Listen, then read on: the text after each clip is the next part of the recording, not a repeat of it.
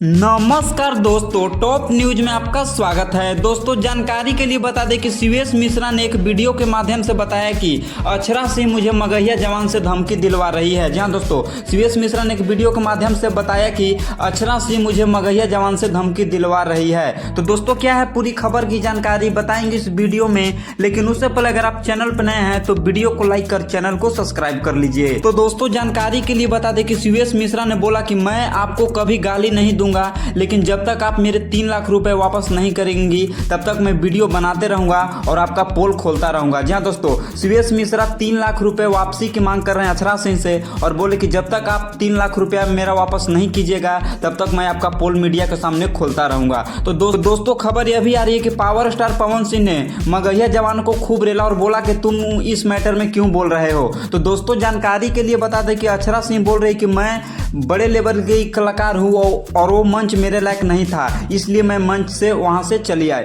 और दोस्तों, अक्षरा सिंह ने भी बोला कि मैं तुम्हारा 3 लाख रुपया वापस नहीं करूंगी, जो करना है वो कर लो। तो दोस्तों, अक्षरा सिंह को 3 लाख रुपए शिवेश मिश्रा को देना चाहिए या नहीं देना चाहिए, कमेंट बॉक्स में जरूर बताइएगा। और आप पावर स्टार पवन सिंह को कितना सपोर्ट करते हैं ये भी बताइएगा। तो दोस्तों, तब तक के लिए इतना ही, अब मिलते हैं अगली वीडियो।